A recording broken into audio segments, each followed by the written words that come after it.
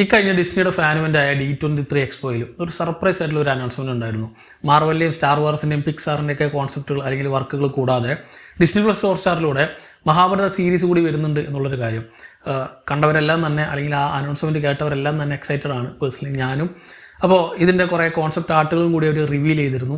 അത് കണ്ടപ്പോൾ നമുക്ക് തോന്നി ആനിമേറ്റഡ് ആയിരിക്കും എന്നൊക്കെ. പക്ഷേ അതിന് ശേഷം വന്നിട്ടുള്ള കുറേ ഇൻ്റർവ്യൂസിലൊക്കെ ഇത് ആനിമേറ്റഡ് അല്ല, ഒരു ലൈവ് ആക്ഷൻ അഡാപ്റ്റേഷൻ തന്നെ ആയിരിക്കും എന്നുകൂടി ഇവർ ഉറപ്പ് തരുന്നുണ്ട്. 2024 ആയിരിക്കും ഈ ഒരു സാധനം അല്ലെങ്കിൽ ഈ ഒരു പ്രൊജക്റ്റ് തന്നെ പുറത്തേക്ക് വരിക. അപ്പോൾ ഒരുപാട് എക്സൈറ്റ്മെൻ്റ് ഉണ്ട്, അതോടൊപ്പം തന്നെ ഒരുപാട് ആശങ്കകളുണ്ട് ഈ ഒരു പ്രൊജക്റ്റിൻ്റെ ബേസ് ചെയ്തെന്ന് പറയാം. അപ്പോൾ ഈ പ്രൊജക്റ്റ് തന്നെ അനൗൺസ് ചെയ്തിട്ടുള്ളത് ഡിസ്നി പ്ലസ് ഹോട്ട്സ്റ്റാറിൻ്റെ കണ്ടന്റ് ഹെഡായ ഗൗരവ് ബാനർജിയാണ്. അദ്ദേഹം പറയുന്നത് ഇന്ത്യക്കാർക്ക് ഒട്ടുമിക്ക ആൾക്കാർക്ക് അറിയാവുന്ന ഒരു കാര്യമാണ് ഈ മഹാഭാരതത്തിലെ കഥയും ബാക്കിയുള്ള ഇവൻസും ഒക്കെ. പക്ഷേ ഇതറിയാത്ത ഒരു കൂട്ടം ജനങ്ങളുണ്ട് ഇന്ത്യക്ക് പുറത്തുള്ളവർ. അവരിലേക്ക് കൂടി ഇത് എത്തിക്കാൻ വേണ്ടിയിട്ടാണ് ഇങ്ങനൊരു പ്രൊജക്റ്റ് തന്നെ ഇവർ കൊണ്ടുവരുന്നത്. അപ്പോൾ ശരിയാണ്, നമ്മളൊക്കെ പറയാറുണ്ട്, നമ്മളിപ്പോൾ ഗെയിം ഓഫ് ത്രോൺസും ലോർഡ് ഓഫ് തിങ്സ് ഒക്കെ കാണുന്ന സമയത്ത് നമ്മുടെ കണ്ടന്റ് അല്ലെങ്കിൽ നമ്മുടെ നാട്ടിലുള്ള ഇത്രയും നല്ലൊരു കഥ, ഇപ്പോൾ മഹാഭാരതം മാത്രമല്ല രാമായണോ അങ്ങനത്തെ ഏത് എപ്പിക്കായിട്ടുള്ള ടെയിൽ എടുത്താലും അതിനെയൊക്കെ കവച്ചു വയ്ക്കുന്ന രീതിയിൽ അത്രയും വലിയ സ്റ്റോറി പ്ലോട്ടുള്ള വേൾഡ് ബിൽഡിംഗ് ഉള്ള കഥകളാണ്. അപ്പോൾ ഇന്ത്യ മുഴുവൻ പരന്നു കിടക്കുന്നൊരു കഥയാണ് മഹാഭാരതത്തിലുള്ളത്. അപ്പോൾ ഇത്രയും വലിയൊരു പ്ലോട്ട് അത് നല്ല രീതിക്ക് പുറത്തേക്ക് കൊണ്ടുവന്നാൽ അടിപൊളിയാണെന്നൊക്കെ നമ്മൾ പറയാറുണ്ട്. അത് തന്നെയാണ് ഇവരിപ്പോൾ പൂർത്തീകരിക്കാൻ ശ്രമിക്കുന്നത്. പക്ഷേ ഇത് ആദ്യമായിട്ടല്ല മഹാഭാരതത്തിൻ്റെ ഒരു അഡാപ്റ്റേഷൻ പുറത്തു വരുന്നത്. ഇതിന് മുമ്പ് ഒരുപാട് സിനിമകളും സീരീസുകളൊക്കെ വന്നിട്ടുണ്ട്. പ്രത്യേകിച്ച് നിങ്ങളൊരു 90s കിഡ് ആണെങ്കിൽ നിങ്ങൾക്ക് നിങ്ങളുടെ ജീവിതത്തിൽ തന്നെ അല്ലെങ്കിൽ ചൈൽഡ്ഹുഡ് ഓസോ ആക്കിയ ഒന്നിലൊന്നായിരിക്കും Mahabharata series, Mahabharata television serial എന്ന് പറയാം. 1988 പുറത്തിറങ്ങിയ ഈ BR ചോപ്രയുടെ മഹാഭാരതം നമ്മളൊക്കെ തന്നെ എല്ലാ ഞായറാഴ്ചകളിലും കൺകുളിർക്ക് കാണുന്ന ഒരു എപ്പിസോഡുകളായിരിക്കും.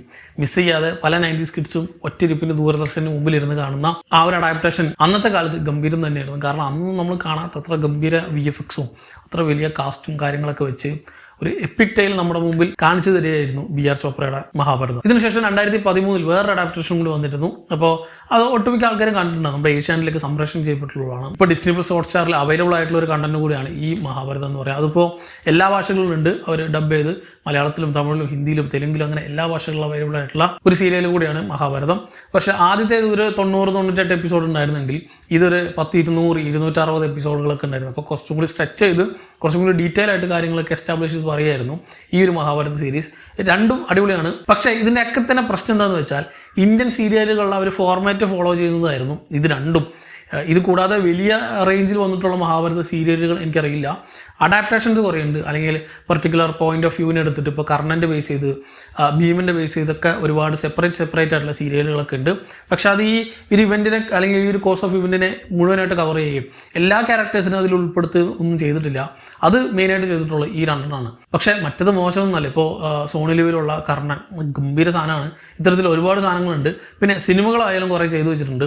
അപ്പോൾ തമിഴിലും മലയാളത്തിലും ഹിന്ദിയിലും തെലുങ്കിലൊക്കെ തന്നെ സ്പെസിഫിക് ആയിട്ടുള്ള ഇത്തരത്തിലുള്ള കുറച്ച് ക്യാരക്ടേഴ്സിനെ എടുത്തിട്ടും അല്ലെങ്കിൽ ആ ഒരു ഇവൻറ്റിന് മുഴുവനായിട്ട് എടുത്തിട്ടൊക്കെ മഹാഭാരത സിനിമകളും പുറത്തു വന്നിട്ടുണ്ട്. പക്ഷേ ഞാൻ ഈ പറഞ്ഞ പോലെ ഇതിൻ്റെ എല്ലാത്തിൻ്റെയും ഓവറോൾ ഒരു പ്രശ്നം എന്താണെന്ന് വെച്ചാൽ ഇന്ത്യനൈസ്ഡ് ചെയ്യുമ്പോഴുള്ള പ്രശ്നങ്ങളാണ്.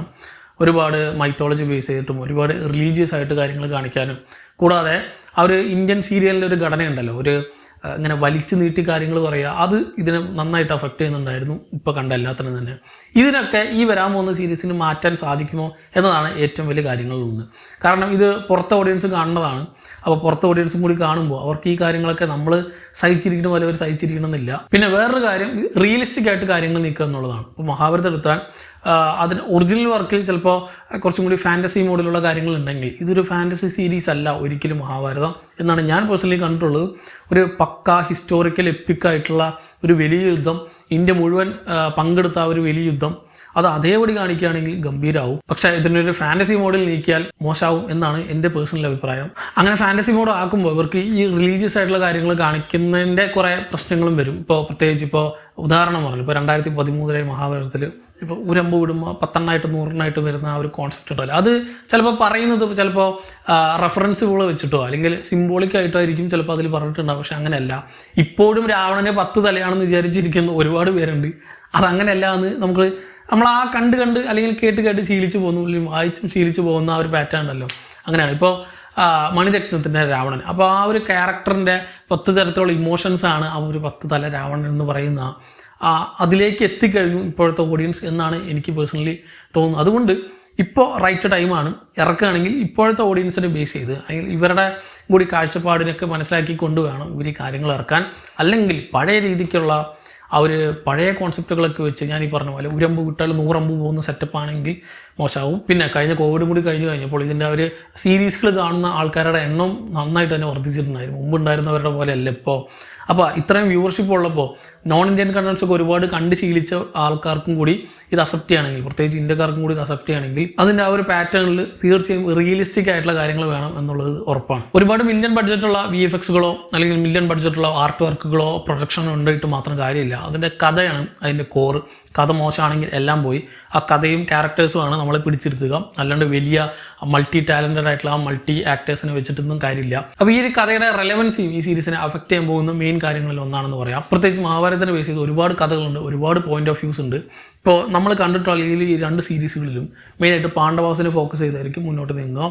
അപ്പോൾ ഗുഡ് വേഴ്സസ് ഈവിൾ എന്ന രീതിയിൽ കൗരവരെ ഒരു ബ്ലാക്ക് അല്ലെങ്കിൽ ഒരു ഡാർക്ക്നെസ് ആക്കി കാണിച്ച് ഇവരെ ലൈറ്റ് ബ്രിങ്ങേഴ്സായിട്ട് അല്ലെങ്കിൽ പ്യൂറായിട്ടുള്ള ഗുഡ് എൻറ്റൈറ്റീസും മറ്റത് ബാഡ് എൻറ്റൈറ്റീസായിട്ട് കാണിച്ചിട്ടായിരിക്കും കാര്യങ്ങളൊക്കെ നീക്കുക. പക്ഷേ ഇതിനൊരു മാറ്റം വരണം എന്നുള്ളത് തീർച്ചയാണ്. നമ്മളിപ്പോൾ ഒരുപാട് ബുക്കുകളുണ്ട്. MTയുടെ 2ാം ഊഴം വായിച്ചാൽ അതിൽ ഭീമൻ്റെ പെർസ്പെക്റ്റീവിലുള്ള കഥയാണ്. അപ്പോൾ ഭീമൻ്റെ പെർസ്പെക്റ്റീവിൽ ഇപ്പോൾ പാണ്ഡവർക്കുള്ളിൽ നടക്കുന്ന കാര്യങ്ങളും ഭീമനെടുത്ത് കാണിക്കുന്നുണ്ട്. അവർക്ക് തമ്മിലുള്ള ഇഷ്യൂസും അവർ തമ്മിലുള്ള ചേരായ്മയും പിന്നെ കൗരവരും ഇവരും തമ്മിലുള്ള റിലേഷൻസൊക്കെ വ്യക്തമായിട്ട് ഭീമൻ്റെ പെർസ്പെക്റ്റീവിലൂടെ കാണിക്കുന്നുണ്ടായിരുന്നു 2ാം ഊഴം വായിച്ചവർക്കറിയാം. മറ്റത് ഇനിയിപ്പോൾ പാലസ് ഓഫ് ഇല്യൂഷൻ ദ്രൗപദിയുടെ പെർസ്പെക്റ്റീവിൽ. അപ്പോൾ അത് നമ്മൾ തീരെ കുറവാണ് ഇത് എല്ലാത്തിലും കണ്ടിട്ടുള്ളത്. ഈ പാലസിനകത്തുള്ള അല്ലെങ്കിൽ കൊട്ടാരത്തിനകത്തുള്ള സ്ത്രീകളുടെ അവസ്ഥ കൂടി വ്യക്തമായിട്ട് കാണിക്കുന്നുണ്ട്. ആണുങ്ങളുടെ കളിപ്പാവകളായി മാറിയിരുന്ന പണ്ട് രാജാക്കന്മാരുടെ ഇത്തരത്തിൽ മോശം അനുഭവങ്ങളിലൂടെ കടന്നു പോകുന്ന സ്ത്രീ കഥാപാത്രങ്ങളും ഒരുപാട് ഇമ്പോർട്ടൻസ് ഉണ്ട് ഈ ഒരു സീരീസിൽ. അതും കൂടി വ്യക്തമായിട്ട് എടുത്ത് കാണിക്കണം എന്നുള്ളത് തീർച്ചയാണ്. പിന്നെ മറ്റൊന്ന്, ഇപ്പോൾ ദ്രൗപദിയുടെ പെർസ്പെക്റ്റീവ് മാറ്റിയിട്ട് ഇപ്പോൾ ഇനി ഞാൻ ഉറങ്ങട്ടെ വായിച്ചാൽ കർണൻ്റെ പെർസ്പെക്റ്റീവ് കിട്ടും.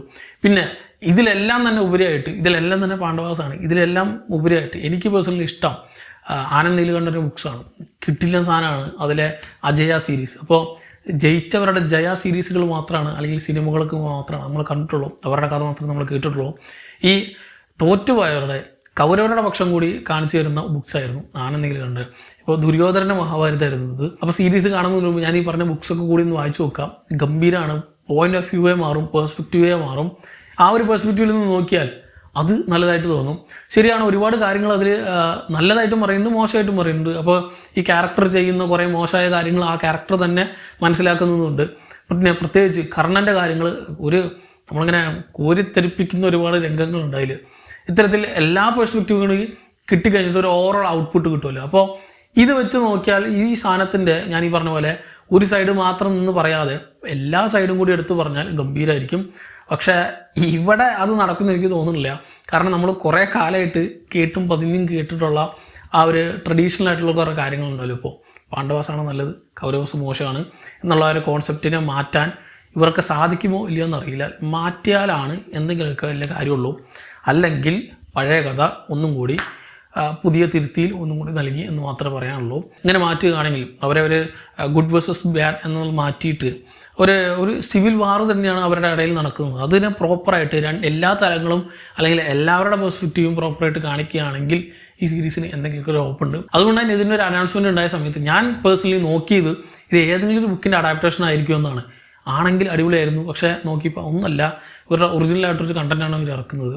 ഈ ബുക്കിൻ്റെ അഡാപ്റ്റേഷൻ നമ്മളിപ്പോൾ പുറത്തിപ്പോൾ വലുത് വേണ്ട, ചെറിയ സീരീസുകളും ചെറിയ സിനിമകളടക്കം നോവൽ അഡാപ്റ്റേഷൻസാണ്. എന്തുകൊണ്ടൊരു നോവൽ അഡാപ്റ്റേഷൻ ചെയ്തുകൂടാ? എത്ര നല്ല നോവലുണ്ട്. ശരി പോട്ടെ, എന്നാൽ ഇതിൽ നിന്നെല്ലാം തന്നെ ഇൻസ്പയർഡ് ആയിട്ട് ഇവരുടെ ഞാൻ ഈ പറഞ്ഞ പോലെ എല്ലാ പെർസ്പെക്റ്റീവോടും അല്ലെങ്കിൽ എല്ലാ പോയിന്റ് ഓഫ് വ്യൂവും കൂടി അടിപൊളിയായിട്ട് കാണിക്കാൻ ഇവർക്ക് സാധിക്കുമോ ഇല്ലയോ എന്നൊക്കെ നമുക്ക് കണ്ടു തന്നെ അറിയണം. ഞാൻ ഈ പറഞ്ഞ പോലെ അതിൻ്റെ സ്റ്റണ്ട് കൊറിയോഗ്രഫിയോ അല്ലെങ്കിൽ അതിൻ്റെ ആക്ഷൻ സീക്വൻസുകളോ VFXോ അതിലെ ബ്രഹ്മാണ്ഡ പ്രൊഡക്ഷനോ മാത്രം ഉണ്ടായിട്ട് കാര്യമില്ല. ഇപ്പോൾ ബഡ്ജറ്റ് ഉണ്ടായിട്ടും ഒരുപാട് സിനിമകളൊക്കെ ഫ്ലോപ്പായി പോകുന്നത് നമ്മൾ കണ്ടു. രാധേശ്യാം 300 കോടി എന്താണ് ആ പടത്തിൻ്റെ ബഡ്ജറ്റ്, 300-400 കോടി. ബാഹുബലിക്ക് 200 ഉള്ളൂ, KGF 2-ന് 100 ഉള്ളൂ. അതൊക്കെ വെച്ചിട്ട് അവരുടെ ആ ക്രിയേറ്റീവ് സാധനം കിട്ടിയ ബഡ്ജറ്റ് വെച്ചിട്ട് എത്ര ഗംഭീരമായിട്ടാണ് ചെയ്യുന്നത്. ഇതേ സമയത്ത് തന്നെ ബഡ്ജറ്റ് കൂടിയിട്ട് എത്ര കൂറപ്പടങ്ങൾ പുറത്തിറങ്ങുന്നുണ്ട്. അതേപോലെ തന്നെ ബഡ്ജറ്റിലോ പ്രൊഡക്ഷൻ ക്വാളിറ്റിയിലോ ഒന്നൊരു കാര്യമില്ല. ക്രിയേറ്റീവ് ആയിട്ടുള്ള ടീം മെയിനായിട്ട് ഈ സ്റ്റോറിയിൽ കോൺസെൻട്രേറ്റ് ചെയ്ത് ക്യാരക്ടേഴ്സിൽ കോൺസെൻട്രേറ്റ് ചെയ്ത് നമ്മൾ ഇതുവരെ കാണാത്ത രീതിയിലുള്ള ഒരു പെർസ്പെക്റ്റീവിലൂടെ കാണിച്ചുകൊണ്ട് ഈ മഹാഭാരതം സീരീസ് തന്നെ ഒരു എപ്പിക്കാവാം എന്ന് നമുക്ക് പ്രതീക്ഷിക്കാം. അപ്പോൾ ഈ ഒരു സീരീസിനെ കുറിച്ചുള്ള നിങ്ങളുടെ പ്രതീക്ഷകൾ എന്തൊക്കെ എന്നുള്ളത് താഴെ കമന്റ് ബോക്സിൽ ഉൾപ്പെടുത്തുക. മറ്റൊരു വീഡിയോയോട് വീണ്ടും കാണാം. നന്ദി.